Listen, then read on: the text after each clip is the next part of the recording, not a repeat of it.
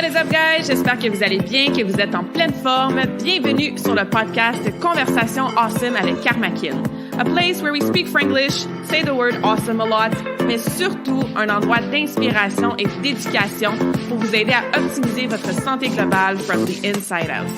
Mon nom est Claudia, fondatrice de Karmakin, et ma mission avec ce podcast est de t'amener dans un monde de développement personnel, d'optimisation d'habitudes de vie et de découverte so you can unleash your potential and live the life you truly want and deserve. Merci d'être à l'écoute. You're awesome.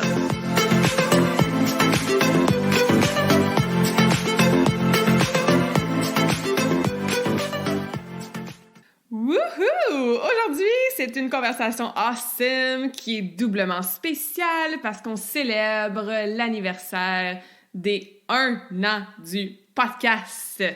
Et oui, presque jour pour jour, l'année dernière, le 11 février 2021, ça fait 3-1, 1-1-1, another angel number qui est awesome. J'ai lancé le podcast Conversation Awesome avec Karmakin et on est rendu à 56 épisodes, ce qui me rend vraiment fière, vraiment reconnaissante. Fait que je vais en profiter avant de rentrer dans le sujet de la conversation aujourd'hui pour te remercier d'être à l'écoute, d'être là soit à chaque semaine ou de temps en temps, ou peut-être que c'est la première fois que tu écoutes mon podcast aujourd'hui. Ben, merci d'être là. You're freaking awesome. C'est une plateforme que j'adore. De plus en plus, à chaque épisode, à chaque entrevue que je fais, à chaque conversation en mode solo, que adore faire. J'aime lire vos feedbacks aussi, que ce soit dans les reviews sur Spotify ou sur Apple, que ce soit dans les messages privés, quand vous me taguez aussi sur des stories sur Instagram pour me dire que vous avez écouté l'épisode, ça me rend vraiment, vraiment reconnaissante. Parce que mon but avec ce podcast-là, puis c'est mon but depuis le début, c'est de partager, d'inspirer, d'éduquer, toutes sortes de sujets, de parler de plein de choses en lien avec la santé globale. Oui, les habitudes pratico-pratiques sur les 4 piliers sur lesquels je coach, mais le développement personnel, le développement spirituel et n'importe quel aspect de notre vie en tant qu'humain qui nous affecte positivement ou négativement, puis qui fait en sorte qu'on va devenir un petit peu plus proche de cette fameuse meilleure version de nous-mêmes, notre higher self. Donc, yay, cheers pour ce premier anniversaire pour le podcast. Je suis certaine qu'il va en avoir plenty more. Donc, merci à vous et n'hésitez jamais à partager, même si envoyer le lien d'un épisode à une personne que tu penses qui pourrait bénéficier d'entendre la conversation.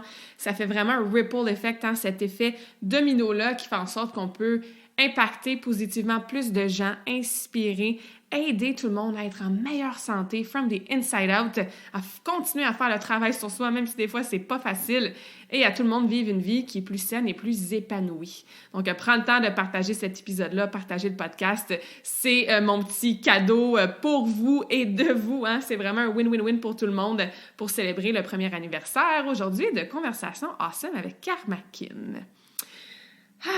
Aujourd'hui, j'ai envie de vous jaser, premièrement, d'une petite transition que je suis en train de faire, peut-être depuis quelques mois dans ma business, dans la façon que je veux coacher.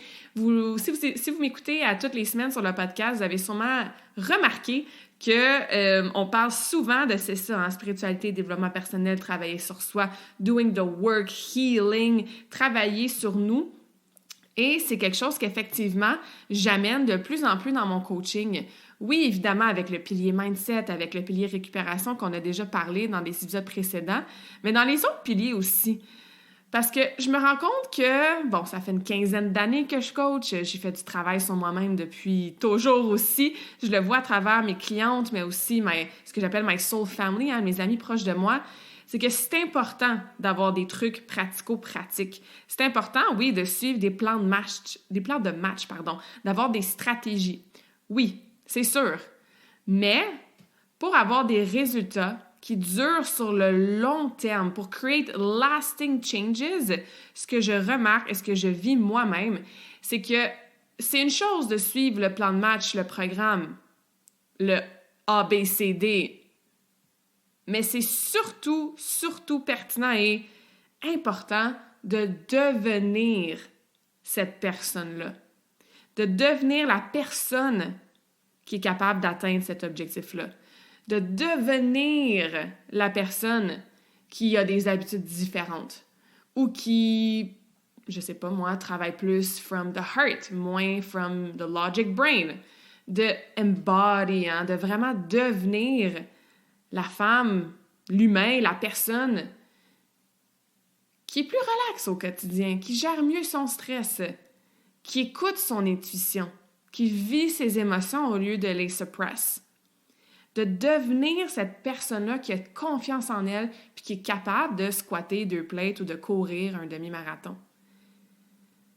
Fait que je veux vraiment amener de plus en plus dans mon coaching cette partie-là qui t'aide à devenir la meilleure version de toi-même, qui t'aide à atteindre tes targets, tes buts, tes objectifs, qui n'est pas juste de suivre le plan de match, le plan de nutrition, faire l'exercice de mindset, se donner 30 minutes de me-time par semaine.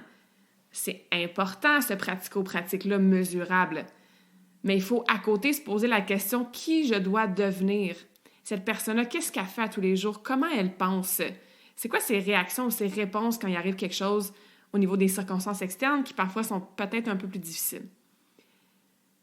Il faut écouter son corps. Il faut, oui, suivre un plan. Ça a sa place, c'est sûr. Mais je pense que si on ne tape pas dans notre intuition, puis l'univers à l'intérieur de nous qui nous dit, puis qui sait toujours exactement ce qu'on a besoin, if we don't tap into that, puis qu'on cherche souvent les réponses à l'extérieur de nous, ou encore une fois, les réponses qui viennent du cerveau, hein, de nos habitudes, de qu'est-ce qu'on a toujours fait, de qu'est-ce qui logiquement fait du sens, mais je pense qu'on peut malheureusement passer à côté d'un inner wisdom, hein, d'une sagesse intérieure qui est souvent plus en alignement avec ce qui va vraiment nous aider à atteindre nos objectifs. Fait qu'aujourd'hui, je veux te jaser de comment écouter ton corps, comment t'écouter toi, là, tes ressentis, ce que tu as besoin pour le pilier d'entraînement spécifiquement. Puis même, j'ai envie de changer le mot entraînement pour mouvement. Et vous allez comprendre pourquoi à travers la conversation aujourd'hui. Mais à travers mon évolution dans mon coaching puis dans ma vie personnelle, je me rends compte que souvent on associe entraînement à justement ces périodes d'entraînement-là spécifiques qu'on fait à chaque semaine qui sont très paramétrées. Hein? 3 séries de 12 répétitions avec tel poids. Une marche de tant de minutes à telle vitesse. Un cours de yoga avec, je sais pas moi, une séquence spécifique qui commence à telle heure. Puis c'est correct de planifier ces moments-là d'entraînement spécifique dans sa vie. Mais aujourd'hui, je vais te jaser de comment tu peux utiliser le pilier mouvement, activité physique, entraînement, corps physique en t'écoutant toi et pas nécessairement en suivant un plan parce que tu dois suivre un plan. Donc oui, comme je te disais, suivre un plan, ça a sa place. Surtout si tu es quelqu'un de sédentaire ou que ça fait longtemps que tu n'as pas bougé de façon constante et régulière, c'est certain que d'avoir un plan de match, de savoir spécifiquement ce que tu dois faire pour reconstruire cette habitude-là de bouger X nombre de fois par semaine, super important. C'est un objectif de performance. Exemple, courir un demi-marathon en bas de, 2h10. Exemple, scorer tel pointage dans ton sport. Exemple, améliorer ton squat et être capable de descendre un squat complet au lieu de descendre juste à la moitié. On va travailler au niveau de ta mobilité. C'est un objectif de vouloir faire 10 push-ups sur les pieds. C'est un objectif de gagner de la masse musculaire. C'est un objectif de réduire ou de prévenir ou de guérir une blessure. Oui, ça te prend un plan. Je veux dire, c'est pas en faisant des dance parties, même s'ils sont tellement awesome, les dance parties, que tu vas gagner de la masse musculaire. C'est pas en faisant 3 entraînements d'abdominaux par semaine, seulement au niveau de ta musculation, que tu vas lever plus lourd sur ton squat. C'est pas en faisant 1 million de push-ups par jour que tu vas aider ta blessure à l'épaule. Donc, si tu as un objectif de performance, de gain de masse musculaire, d'améliorer des blessures ou quoi que ce soit, ou comme je te disais, que tu ne sais pas trop quoi faire au niveau de ton entraînement, c'est sûr que ça te prend un plan spécifique. Puis c'est là qu'il y a un kinésiologue, meilleure personne pour te fournir ce genre de plan-là. C'est le fun aussi, tu sais, faire comme, OK, je m'entraîne lundi, mercredi, vendredi matin à 8 heures. Je sais qu'est-ce que je vais faire. J'ai mon plan de match. J'ai pas besoin de réfléchir. J'ai pas besoin de chercher, de me créer un plan. J'ai des résultats, surtout quand c'est fait par quelqu'un qui s'y connaît. Et je peux mesurer mon progrès. Donc, c'est le fun de suivre un plan, absolument. Fait que dans le pilier entraînement, je te conseille effectivement, oui, d'avoir un plan. Par contre, ce que je veux t'amener aujourd'hui comme nuance, c'est que je veux que tu essaies dans les prochaines semaines de permettre à ton corps de te guider dans ton choix de ce que tu vas faire comme mouvement durant ta journée. Puis c'est là que je vais utiliser le mot mouvement au lieu du mot entraînement. Vois le mouvement puis le permettre à son corps de te guider dans ce que tu as besoin comme quelque chose de complémentaire à l'entraînement que tu fais déjà ou quelque chose qui peut remplacer de temps en temps l'entraînement que tu fais déjà. Et inquiète-toi pas si tu es perdu en ce moment, je vais te donner des exemples spécifiques. Une première chose que tu peux faire le matin, c'est de respirer profondément, de te fermer les yeux, puis de te demander, mon corps, là, il a besoin de quoi aujourd'hui? Qu'est-ce qu'il a besoin? C'est quoi le genre de mouvement ou d'activité physique ou name it how you want to name it que je peux faire aujourd'hui en dehors de mon workout spécifique ou pour remplacer mon workout spécifique si jamais je me rends compte que aujourd'hui j'ai vraiment pas besoin de faire un workout spécifique intense de musculation ou de course. Fais ce qu'on appelle un body scan. Un scan de ton corps de la tête aux pieds ou des pieds à ta tête. Tu peux le faire en position debout, tu peux le faire en position couchée, tu peux le faire en position assise. Tu peux le faire pendant 10 minutes comme tu pourrais le faire pendant 30 secondes. Avec le temps, tu vas être capable de faire ces body scans-là plus rapidement et surtout en meilleure conscience. Parce que peut-être tu vas commencer de la tête et là, tu vas faire un scan de « OK, comment va ma tête? Je vais descendre mon front, mes yeux, mes oreilles, ma bouche, mon cou. Ah, j'ai des petites tensions dans le cou aujourd'hui. Je vais relaxer mes épaules. » Puis là, whoop! Ah, c'est vrai, il ne faut pas que j'oublie d'aller à l'épicerie, puis j'ai un tel meeting à 10 heures. Ah, oups! C'est vrai, j'étais en train de faire mon body scan. Mon body scan, j'étais rendue à mon cou. OK, je recommence. Mes épaules, mon bras droit. Donc, tu vas te pratiquer, puis ça se peut, puis c'est correct. Ne te juge pas si, pendant que tu scannes ton corps de la tête aux pieds, tu as les pensées qui partent, puis qui viennent, puis qui divaguent. Et tu dois simplement te pratiquer à ramener ton attention vers ton corps. Fait que oui, ça se peut qu'au début, ça prenne plus de temps. Mais éventuellement, tu vas être capable de faire cette pratique-là avec le moins de distractions possible. Comme je disais, de respirer, de s'ancrer, de se fermer les yeux. C'est toutes des choses qui peuvent t'aider à être plus focusé sur ton scan que si tu le fais en écoutant de la musique avec des paroles, en jasant ici et là, ou en ayant les yeux ouverts ou en te promenant. Donc, prends ce moment-là le matin ou si le matin, tu as déjà une routine matinale ou tu es déjà peut-être un peu rushé avec ce que tu fais, bien, avant de commencer ton entraînement ou à quelque part dans ta journée que tu aurais l'occasion de bouger, prends ce temps-là, puis fais ton scan de la tête aux pieds et pose-toi la question, qu'est-ce que mon corps a besoin aujourd'hui? Tu vas peut-être le ressentir. Exemple, c'est drôle, hein? J'ai vraiment une tension dans le cou, dans les épaules. J'ai peut-être besoin de m'étirer cette région-là aujourd'hui.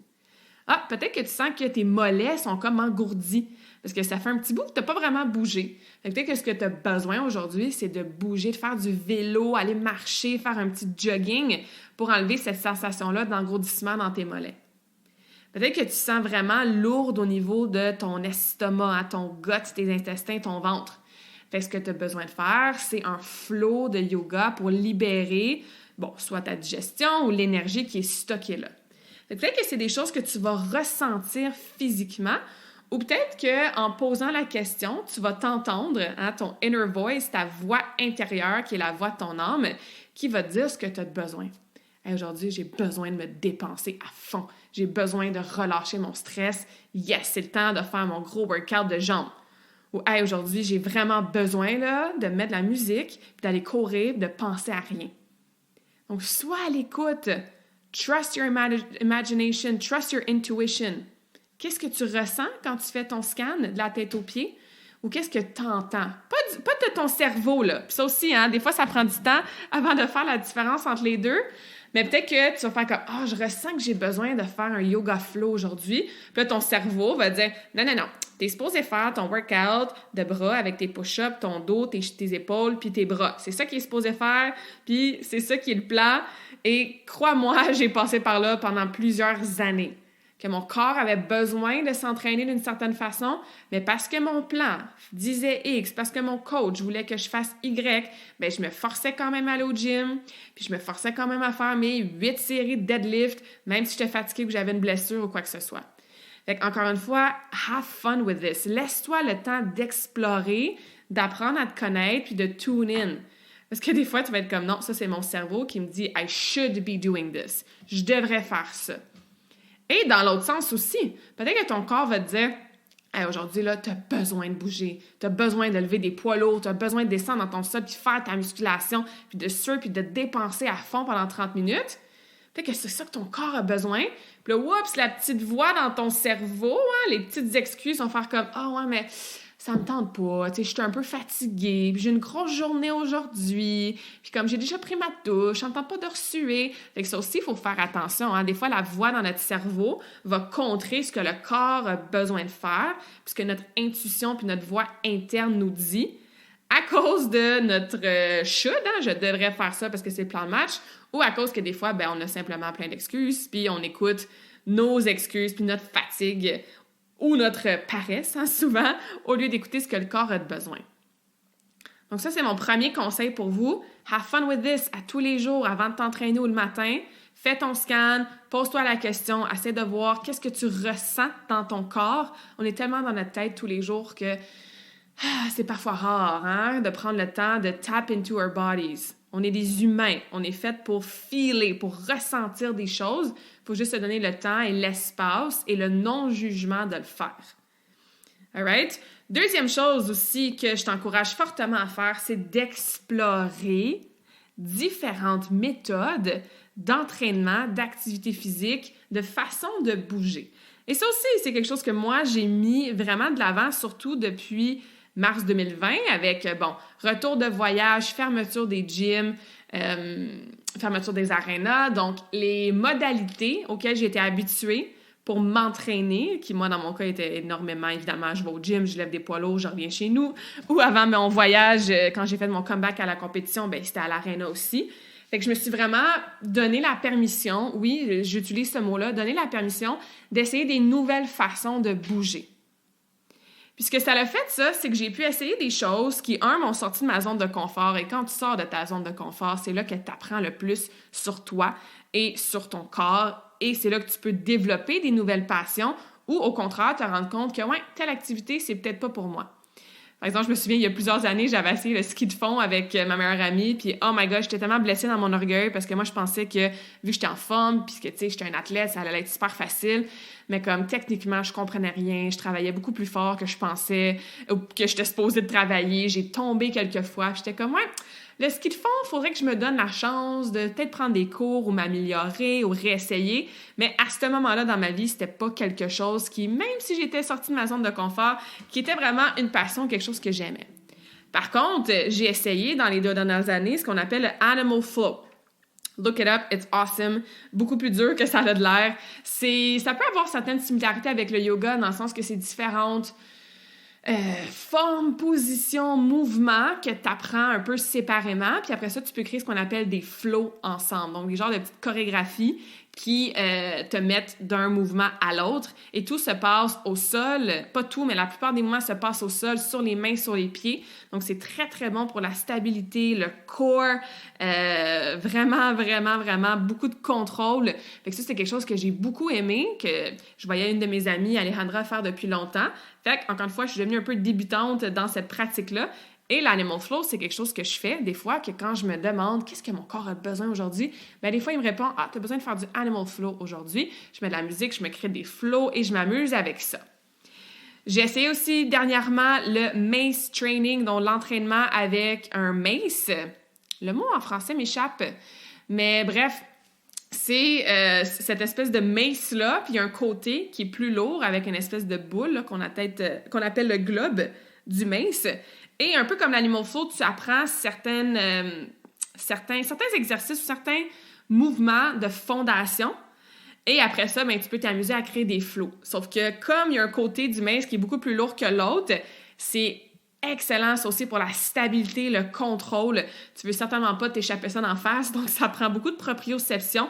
Ça travaille ta force au niveau des épaules, au niveau du corps. Fait que ça aussi, j'ai une très bonne amie, Monica, qui m'a acheté ça pour ma fête. Ça faisait longtemps que je l'avais essayé quelques fois, que je voulais tap into that. Donc, depuis novembre, c'est une autre façon que je m'entraîne à la maison.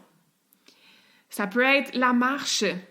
Tu sais, il y a des gens, on oublie de marcher. Je veux dire, dans mon cas, ça a été ça pendant plusieurs années. Là. J'allais au gym, je faisais mon gros entraînement, mais juste de bouger autrement dans ma journée, de marcher, d'écouter de la musique, des podcasts, c'en est une façon de bouger que des fois ton corps a besoin.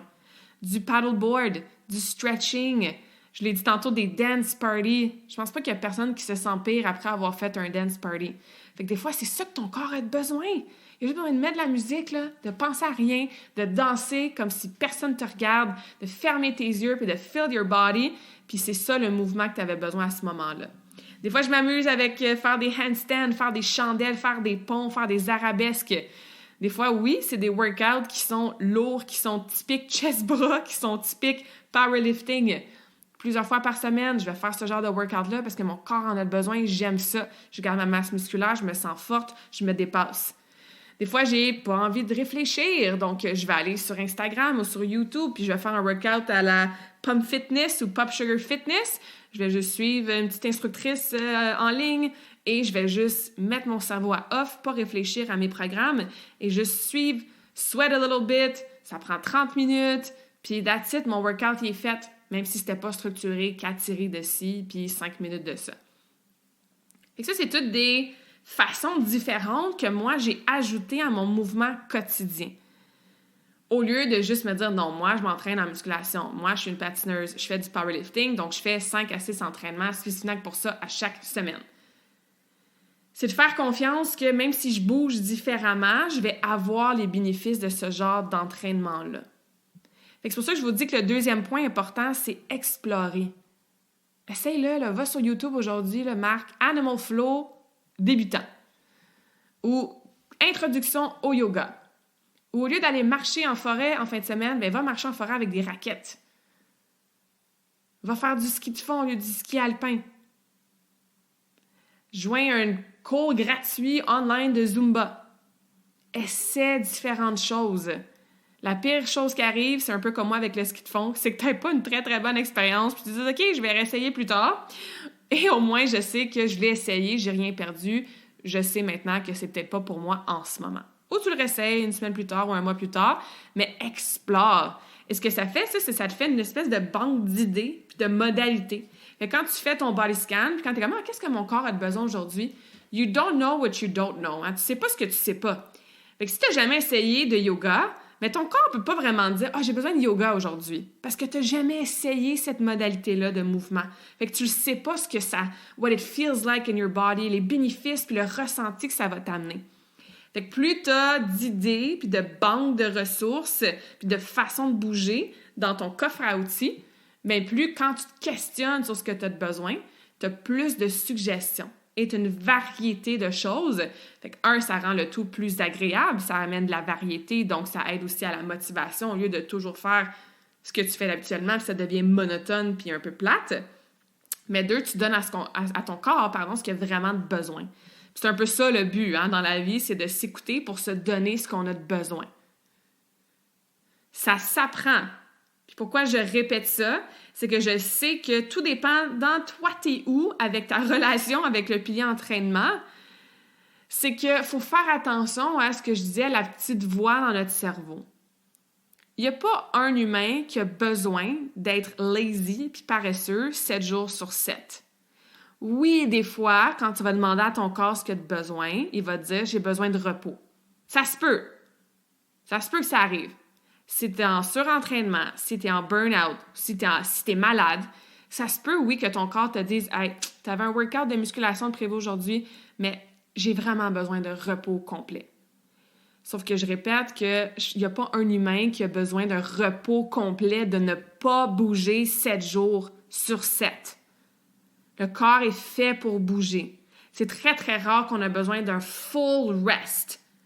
Puis souvent, parce qu'on n'a pas ces modalités-là de bouger différemment, on est un peu dans le tout ou rien. « Ah, je suis paresseux aujourd'hui, ou je suis paresseuse, ou mon corps, il est lourd, j'ai comme pas d'énergie, donc je skip mon entraînement. » Mais non, souvent, on peut faire some sort of movement, donc une activité physique ou une pratique qui nous fait bouger, mais on va diminuer l'intensité ou le volume.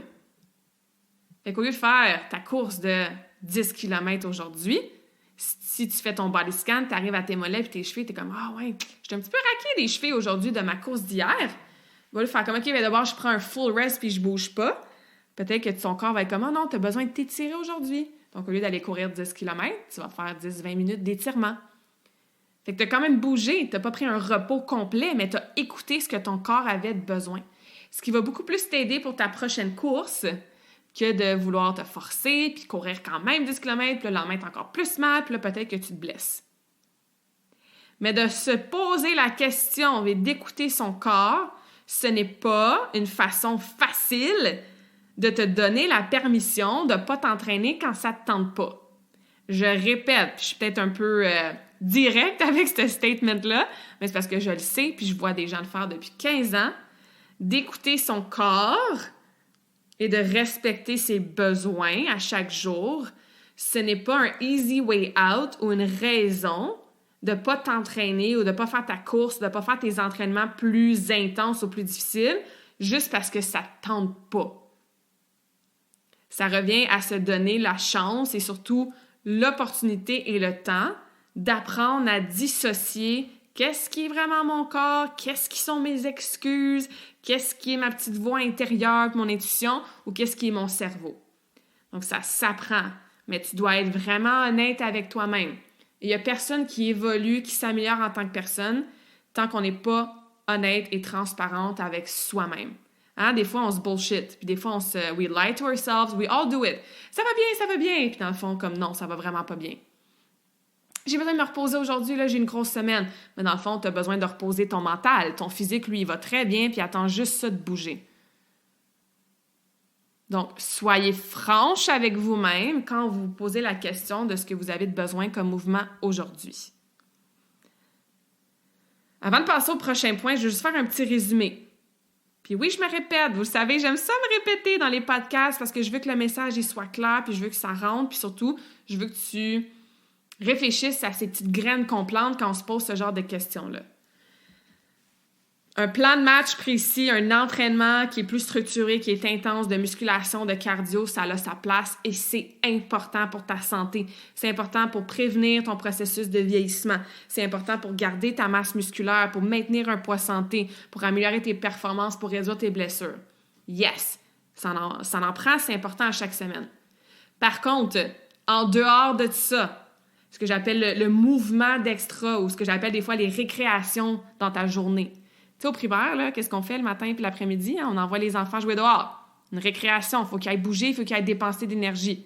Qu'est-ce qu'ils font? Ils font ce que ça leur tente. Il y en a qui vont jouer au ballon poire, il y en a qui vont jouer au ballon chasseur, il y en a qui vont courir dans la forêt ou dans le cours d'école, il y en a qui vont jouer au hockey ou peu importe. Bien, ça leur tente de bouger de cette façon-là. Fait que donne-toi la chance de te créer des récréations en dehors de tes workouts plus structurés, puis écoute ce que tu as de besoin. Ferme tes yeux, respire, fais un body scan et surtout explore différentes méthodes pour avoir plus d'options quand tu te poses la question « Qu'est-ce que j'ai de besoin aujourd'hui? » All right?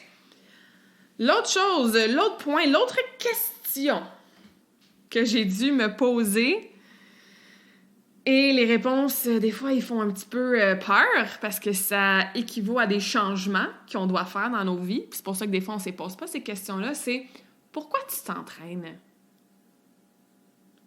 À ce stade-ci dans ta vie, là, dans cette phase-là de ta vie, selon qui tu es, tes objectifs, la personne que tu veux devenir, les objectifs que tu veux atteindre, pourquoi tu t'entraînes? C'est quoi tes bénéfices que tu ressens ou c'est quoi les bénéfices que tu veux aller chercher au-delà de ce qu'une kinésiologue ou ce que moi ou ce que ton médecin ou ce que quelqu'un d'autre va dire? Parce qu'on le sait, là, s'entraîner, pour tout le monde, ça amène des bénéfices awesome. Il faut bouger à tous les jours. On les connaît, ces bénéfices-là. Réduction de la douleur physique, prévention des blessures, maintien d'un poids santé, amélioration des performances, amélioration de la capacité cardiovasculaire, prévention de l'ostéoporose. You name it, il y en a plein de bénéfices. Il faut bouger à tous les jours.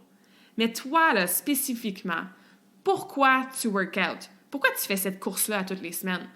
Pourquoi tu as décidé de faire un cours de yoga virtuel versus un cours de Zumba virtuel? Pourquoi tu décides de t'entraîner avec, je sais pas moi, des 2 livres, faire 1 million de répétitions, au lieu de t'entraîner avec des 20 livres et faire moins de répétitions? C'est quoi les bénéfices que toi, tu ressens quand tu t'entraînes, quand tu bouges? C'est-tu plus de la performance? Est-ce que c'est plus de la prévention? C'est quoi le feeling que tu veux avoir à la fin de ta séance d'entraînement? Comment tu veux te sentir? Ça revient à quelle personne tu veux devenir. Parce que ce qui va dicter la personne qu'on veut devenir, c'est comment on veut se sentir au quotidien. Donc, c'est quoi le feeling que tu recherches après chaque séance de mouvement ou d'activité physique? Parce que des fois, tu sais, on a besoin de se tuer. Des fois, le feeling qu'on cherche, c'est on veut se défouler. On veut relâcher notre stress. Fait que là, oui, on met de la musique à fond, on s'entraîne, on pousse la fonte, on va courir, on fait des sprints, on se donne à fond. Puis c'est ce feeling-là qu'on veut avoir à la fin, que j'ai tout laissé au gym. Je suis morte, I'm done. Je me suis donné à fond sur mon vélo de spinning, je suis contente de l'avoir fait. Des fois, par contre, on veut juste finir notre 30 minutes de mouvement puis se sentir relax, se sentir heureuse, se sentir fière.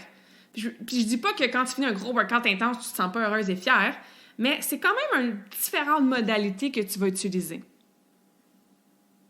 Puis même chose, quand tu finis ton entraînement, refais un body scan, refais le scan de la tête aux pieds ou des pieds à la tête. Comment je me sens, là? Fait que, mon souffle, il est difficile. Peut-être que je sens mon cœur battre and I feel alive. Peut-être que je sens mes bras qui sont morts, puis yes, je suis fière de moi d'avoir travaillé mes bras, tu sais.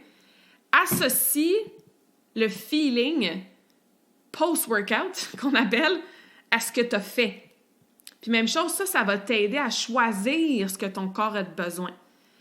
Si je reviens, OK, j'ai un petit recess break, j'ai une récréation de 20 minutes cet après-midi, je ferme mes yeux, qu'est-ce que j'ai envie de faire? Ou comment je veux me sentir? Ah, je veux me sentir vraiment relax. Parce que j'ai une grosse soirée, les enfants vont arriver, j'ai le souper à préparer. Puis je sais que si je suis stressée, là, toute ma soirée, je vais avoir encore plus d'anxiété, je serai pas de bonne humeur, je vais être plus à pic. Fait que cette prochaine 20 minutes-là, je veux finir mon 20 minutes puis me sentir relax. Comme ça va set de tone pour mon état émotionnel, énergétique, pour ma soirée. Fait que sachant que toi, quand tu t'en vas courir, faire des sprints, des intervalles, tu te sens pas relax à la fin, tu te sens vraiment comme full énergie, puis intense, puis alive, bien peut-être que ce 20 minutes-là, tu n'iras pas faire des sprints. Sauf que, tu as essayé du yoga sur telle chaîne YouTube la semaine passée, tu n'avais jamais fait ça, mais mon Dieu que tu t'es senti relax après. Fait cool, ces 20 minutes-là, je vais aller faire un petit cours de yoga virtuel, puis je le sais que je vais me sentir relax. C'est comme ça que je vais me sentir dans ma soirée. Donc, c'est ce que mon corps a besoin et ça confirme le ressenti que je veux avoir. Does that make sense? Comprenez l'exemple? Je vais vous en donner un autre. Peut-être que c'est le matin, puis tu le sais que tu vas avoir ton entraînement spécifique au gym à 4 heures, sauf que tu as une petite récréation dans ta routine matinale, que tu sais que tu as un 15 minutes que tu veux bouger. Et là, tu te poses la question. OK, qu'est-ce que mon corps a besoin ce matin? Puis tu te sens un peu fatigué, tu sais, de ton matin, de ta nuit. Puis même chose, tu as des rendez-vous qui s'en viennent en avant-midi. Tu sais, il faut que tu sois vraiment comme quick, puis alerte, puis réveillé, puis énergique. Qu'est-ce que mon corps a besoin? Puis qu'est-ce que je pourrais faire considérant que je veux me sentir réveillé, puis énergique? Tu le sais que tu as essayé, je reviens à mon exemple de Zumba ou d'étirement, tu as essayé de faire des étirements la semaine passée, puis tu te sentais mieux physiquement, sauf que tu n'avais pas vraiment un boost d'énergie. Par contre, tu le sais que quand tu mets ta playlist préférée, puis que tu danses à fond dans ton salon pendant 2-3 tours de suite, après ça, tu as un méchant boost d'énergie. Bien, qu'est-ce que tu vas choisir de faire pendant cette récréation-là de mouvement le matin avant de commencer ta journée? Tu vas faire un dance party, tu n'iras pas faire tes étirements. Parce que le dance party va t'amener l'émotion que tu veux ressentir pour commencer ta journée. Jusqu'à temps que tu fasses ton workout habituel ou ton entraînement plus structuré avec ton plan de match plus tard en après-midi. Donc, posez-vous ces questions-là. Puis encore une fois, explorez, essai-erreur. Peut-être que tu penses que le Zumba, ça va t'aider à te sentir énergique, mais dans le fond, tu vas finir, tu vas être juste comme « Oh non, that was annoying, le Zumba, c'est pas pour moi, puis doesn't make sense for me, c'est pas quelque chose que j'aime. » Ou peut-être que de sortir dehors et aller faire ton jogging, ça va être comme parfait, c'est ça qui va m'aider à clear my head, vider mon cerveau, sauf que pendant ton 30 minutes de jogging, tu fais juste penser non-stop à ta to-do list. Donc, essai, erreur, écris un journal d'entraînement, de mouvement, prends des notes. Qu'est-ce que j'avais besoin, qu'est-ce que j'ai fait, comment je me suis sentie. Puis ça va te permettre d'être de plus en plus intuitive avec le mouvement que tu as besoin, but you gotta explore. Puis il faut que tu te poses ces questions-là. Pourquoi tu t'entraînes? C'est quoi les bénéfices que tu ressens, que tu veux ressentir? Et surtout, comment tu veux plutôt te ressentir à la fin de ce workout-là ou de cette récréation de mouvement-là. La dernière chose que je vais te jaser aujourd'hui, qui est probablement le plus important, mais aussi le plus challengeant que moi aussi j'ai dû passer à travers énormément dans les dernières années, ça prend un travail de désapprentissage. Hein? Unlearning, deprogramming, se défaire de nos croyances, faire des choses différemment, même si ça fait 20 ans qu'on fait quelque chose de la même façon. Relâcher nos old beliefs, nos croyances qui sont plus vieilles ou qui nous servent moins. Exemple, la seule façon de perdre du poids, c'est de courir. Hein? Lève ta main si tu as déjà pensé ça. Lève ta main si tu es déjà forcé à aller courir dehors plusieurs fois par semaine parce que toi, tu pensais que la seule façon de maigrir, c'est si tu courais. Même si tu haïs ça, courir. Hein? J'ai déjà fait ça moi aussi. Me forcer à aller courir, même si ça me fait mal à la hanche, même si j'haïs ça. Juste que je veux dire, c'est la seule façon de faire du cardio, puis je vais maigrir si je cours. Ça, c'en est une croyance qu'on a beaucoup. Moi, j'en avais une aussi. La seule façon que je vais garder mes muscles, c'est si je m'entraîne en musculation 6 fois par semaine. Même si j'étais en surentraînement, même si des fois j'étais débalancée un peu musculairement, même si quand je m'entraînais pour du patin artistique, j'avais pas besoin de bencher une plate et demie, je le faisais quand même parce que j'avais cette croyance-là que rester musclé égale tel type d'entraînement. Réfléchis à ça. C'est quoi les croyances que tu as en lien avec la façon dont tu t'entraînes? Puis tu peux les partager avec moi, tu peux me les envoyer, on peut en discuter ensemble, ça va vraiment faire plaisir.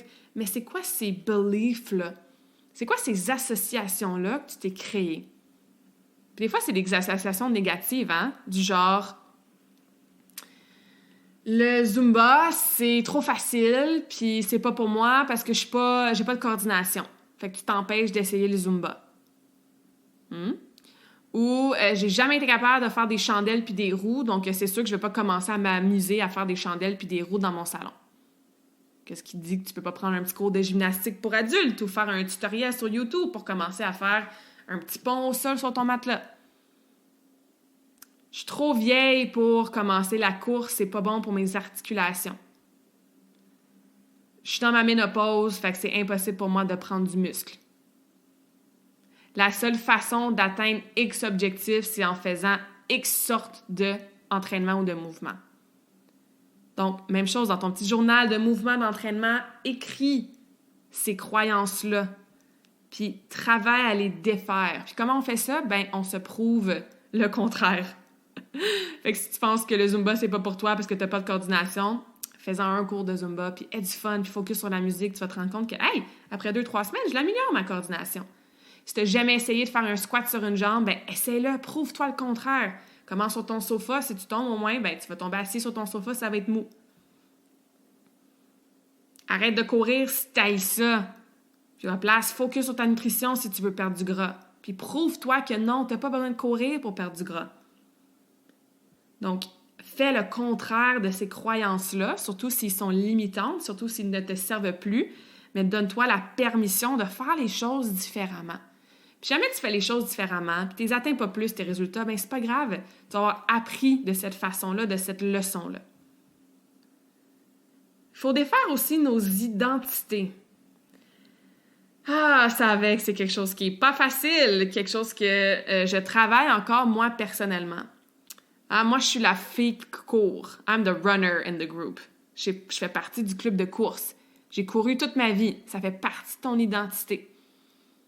Moi, ben, j'étais la fille forte au gym. Je me pointais. Il y avait juste des gars souvent où est-ce que je m'entraînais. J'étais la fille qui squattait puis qui deadliftait plus que la majorité des gens, incluant ben des gars dans le gym. J'étais connue pour être la fille forte. Claudia, elle lève des poids lourds, elle est forte. C'est mon identité. Pour moi, même, c'était une carapace, c'était un mur. Mon physique, ma force, ça me protégeait d'être vulnérable, ça me protégeait de me montrer dans mon authenticité, ça me protégeait d'être comme, si je suis pas 12% de body fat puis je suis pas maigre, ben au moins je suis forte. Fait que c'était loin, cette identité-là, à quel point ça me définissait. Fait que ce qui arrive quand je réalise que, shit, je peux plus squatter, là, 2 plates et 2 plates et demie. Parce que j'ai plus de cartilage dans ma hanche droite. Shit, si je veux recommencer à patiner, ben, je peux plus m'entraîner comme une powerlifter puis être la fille forte au gym parce que cet entraînement-là va pas avec le comeback que je veux faire en compétition, en patin. Ça m'est arrivé, ça, il y a 2 ans.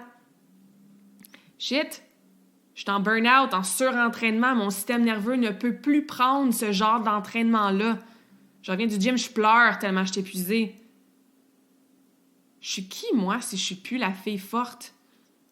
Et où mon identité si elle n'est plus dans la fille qui se pointe au gym et qui lève plus que les autres? Puis ça, c'est tellement ego-driven, là.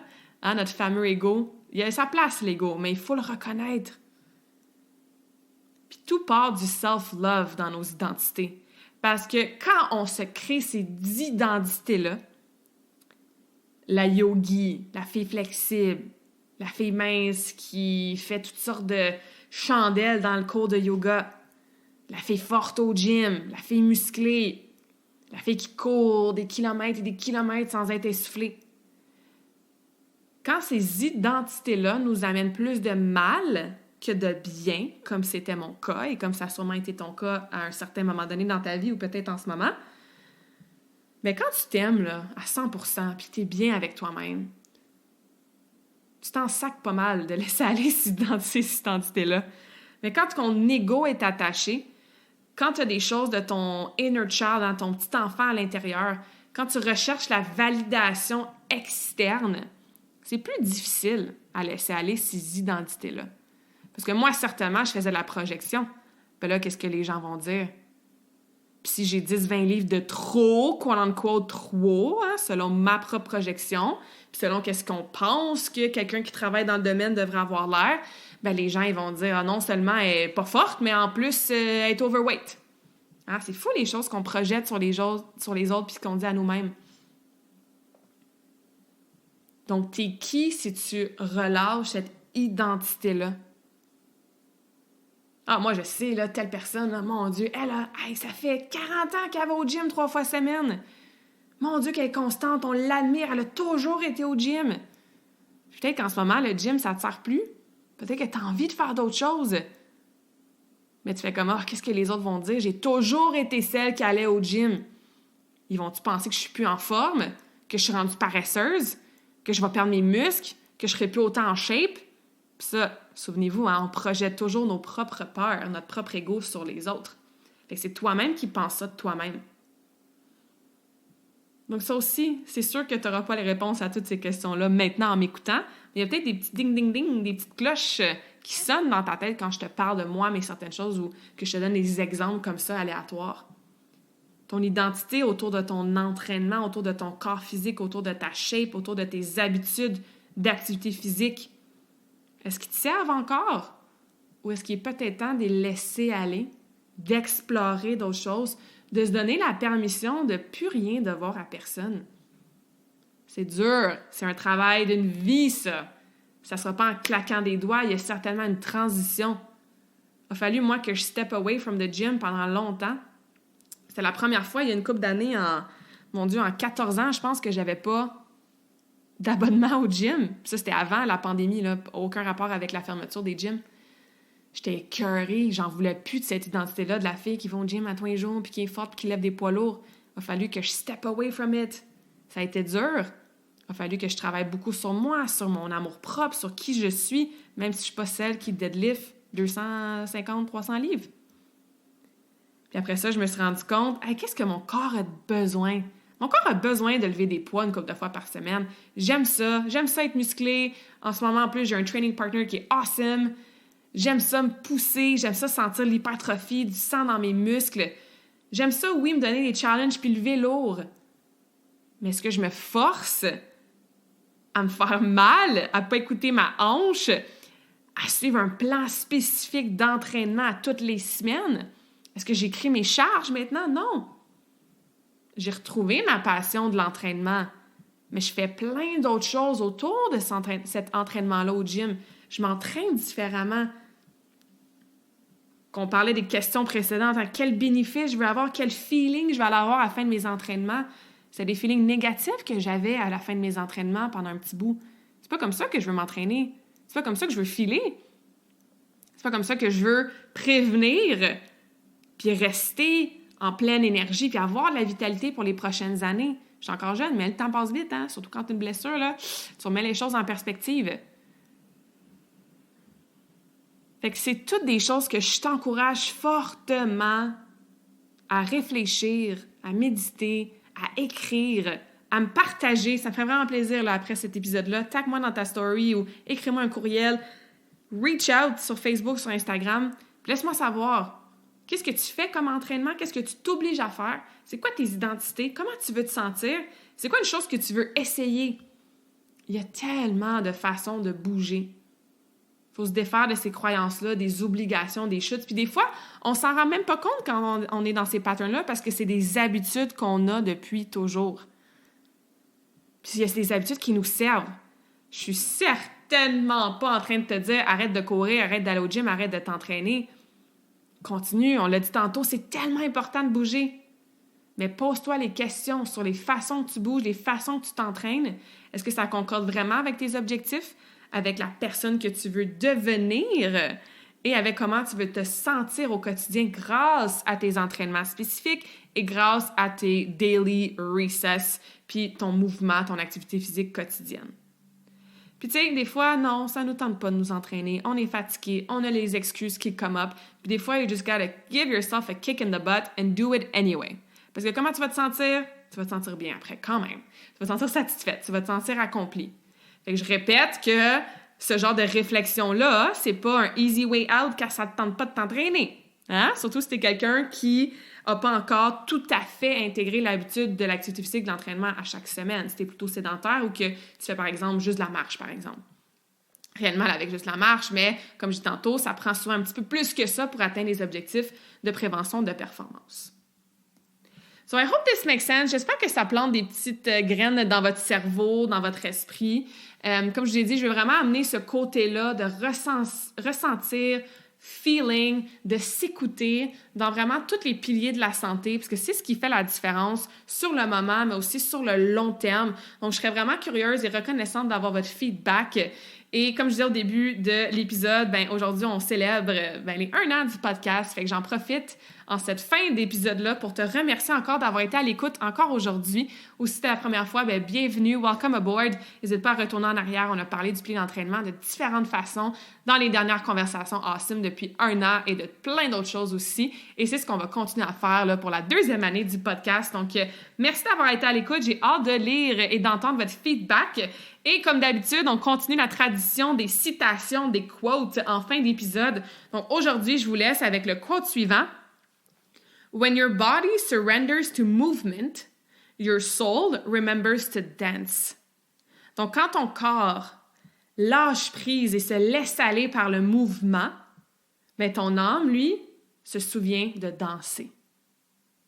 Hein? Donc, s'entraîner puis bouger son corps, là, ça n'a pas besoin d'être une corvée. Ça n'a pas besoin d'être quelque chose que tu fais parce que tu as honte de ton corps ou tu te sens coupable d'avoir mangé une pointe de tarte. Non, tap into what your body needs. Écoute ce que ton corps physique a besoin. Bouge, explore. Puis c'est là que ton âme va danser, va être en alignement et va pouvoir t'envoyer encore plus de messages complètement in alignment and in fulfillment avec qui tu es et ce que tu as besoin et la personne que tu veux devenir. J'espère que cette conversation awesome t'a inspiré. Et d'ailleurs, I would love to hear back from you. Rejoins Karmakin sur les réseaux sociaux and tag me in a post pour partager ce que tu retiens de cet épisode. Je serais vraiment grateful aussi si tu pouvais me laisser un rating and review pour le podcast. Ça me permet d'avoir un impact positif sur plus de gens comme toi. Merci beaucoup d'avoir été à l'écoute and until next time, je te souhaite une journée awesome.